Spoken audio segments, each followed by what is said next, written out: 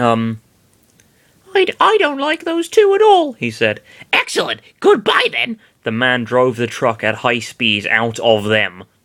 Maylee, yeah, sorry, I think something's wrong with this device, because it just keeps fucking up. It keeps stopping. It looked like there was. I just cleared up tons of space on this thing, and it said there was. It said it was at full capacity in terms of storage. So I don't know. I'll look into it. Whatever. Where the hell was I? Maylene looked at them confused. They were acting so weird, don't you think? She asked. I remember I saw that G somewhere before, Cynthia said. There were a lot of eggs inside the truck, Riley's Lucario said. Why were they keeping those eggs inside the truck? There is a daycare near here? Chris asked. No, the only daycare in Sinnoh I know about is in Salacion Town, Maylene answered. And they were driving to Veilstone. Let's find the valley first. Then we go back to Veilstone and search for that truck, Cynthia said. Everyone nodded and they continued their way to the Route 210. Route 210. After walking through the Route 215 and passing the cafe cabin, they went inside some woods near there. If my memory doesn't fail, the valley should be on the other side of these woods. But after we cross, be careful not to step on a pit, Riley said. Eventually, they crossed to the other side, and they found a big cliff in front of them. It was really huge. They looked around for the pits, but there wasn't any of them. Did it start singing Mistletoe and Wine? They looked around for the pits, but that was very...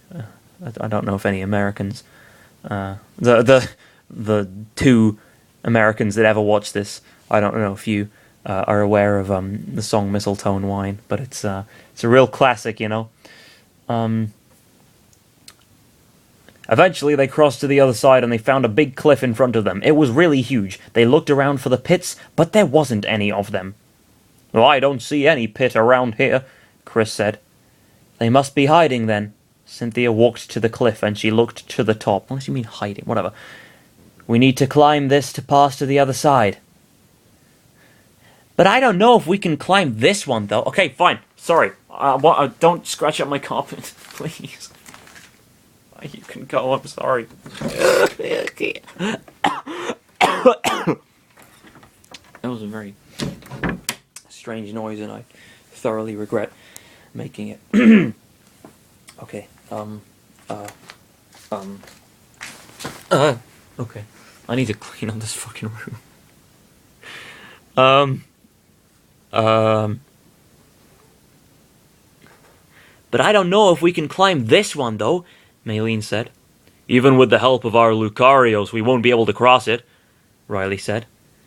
Then we're going to fly to the top. Cynthia took a Pokeball and she tossed it in the air. A Salamence came from the Pokeball and he roared upon getting out. That's one of the dragons, I remember him, he was cool.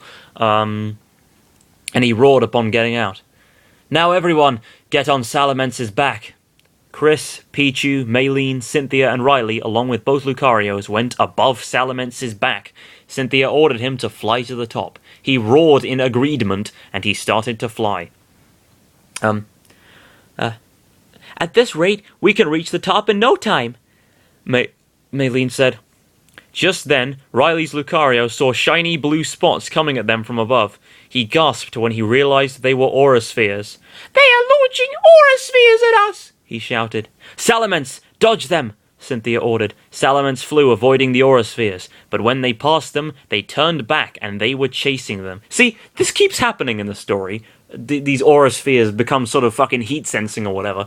When does that ever happen in any of the games or any time these things are shown? That they can fucking their motion can be controlled. That's whatever. But when they passed them, they turned back and they were chasing them. Darn it! Since they're aura spheres, they can't be avoided so easily. We have to do something, Riley said. Pichu! Pichu shouted in terror. Oh, I know. Chris looked at both Lucarios. Use your aura spheres to destroy them. Get Maylene to kick them back. She can do that, can't she? Use your aura spheres to destroy them. Both of them nodded and they charged their aura spheres, and then they began to fire at every aura sphere that was going to touch them, making them explode in the process. "They don't even stop firing at us," Maylene said. "No matter what they try, we are going to reach the other side," Chris said. "Look, there is a cave up there." Riley pointed to a cave above them. "Fly there so we can take cover from their attacks."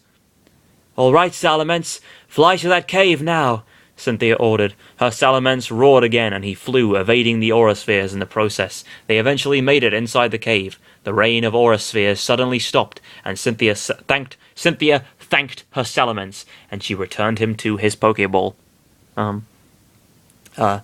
"This cave is deep," Chris said, looking at the darkness of the cave. "I don't know, but I think this cave crosses the cliff and the valley could be on the other side," Maylene said.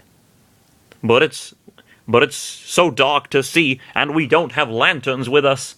"I know the answer for this problem," Chris's Lucario said. "You know?" Chris asked. Just then, his Lucario started to glow, and with the light of his aura, he made enough light to brighten the cave, they could walk further inside. Good. "I wonder..." Riley's Lucario started to glow as Chris's Lucario, and he made more light with his aura. The group could now advance further in the cave. "Good idea, using the aura of both of you to shine the path through this cave," Cynthia said, smiling a bit. Without any interruption, they walked deeper to the cave. It was so silent, even a little sound could make an echo. "So, if we can cross this cave, the valley will appear on the other side," Riley said. "Ah!" Chris tripped on the ground. Pichu fell to the ground in the process. They stopped and his Lucario kneeled in front of him. "Are you all right?" he asked, worried. "Yes, it's just a little bruise." He saw his leg bleeding a little, but it was enough to make him feel pain every time he walked using his leg. Pichu rubbed his head after he fell, and he walked by his own. After a while, Chris's Lucario stopped and he grabbed Chris with his arms. "You don't have to, really," Chris said. "No, I can't watch you suffering from your injury. Let me help you. Let me help you," his Lucario said. "He is the same as myself," Maylene thought to herself. Then she remembered something from a long time ago. Flashback. "All right, Riolu, you use Force Palm on that rock," Maylene ordered. Riolu nodded and he ran to the rock to destroy it, but he tripped in the middle of his trail, and Maylene gasped and she ran to him worried. "Riolu, are you all right?" she asked, worried. I'm okay. You don't have to worry about me." "Huh? You can talk?" Maylene asked, surprised. Riolu nodded. "Yes, I was a little afraid to talk to you while your father was close to us, and I choose this moment to talk to you." Maylene looked at Riolu's leg, and it was bleeding a little. "We need to stop the training for today. Your leg is in a bad shape." No, I can continue. See?" He stood up, but after walking a little, he stopped because he was suffering from his injury. Maylene shook her head, and she grabbed him with her arms. "You don't have to. I can train," Riolu said. "Don't be stubborn. You need to recover now, or else you're going to worse up your leg." Riolu gasped after she said that to him. He looked at his leg again, and it was still bleeding. Then he nodded, agreeing about his health. Maylene smiled as she was walking to her house with her Riolu on her arms. "Finally, you admitted it." Riolu looked away, blushing a little. Maylene saw his blushing, and she laughed. "You're so cute when you blush," she thought. End of flashback. "Don't worry, Lucario. I'm going to find you no matter what happens," she thought with a determined face. "Shh! I can hear something," Cynthia whispered in OH to everyone. "What?" Chris asked, whispering again. "It sounds like leaves," Riley whispered. There was light coming in front of them. Their eyes widened a little and they ran to the light. "It's blinding me!" Maylene shouted. As I was saying... The narrator's a fucking sarcastic douchebag.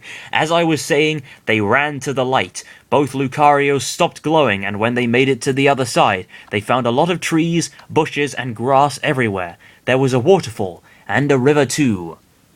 Question mark?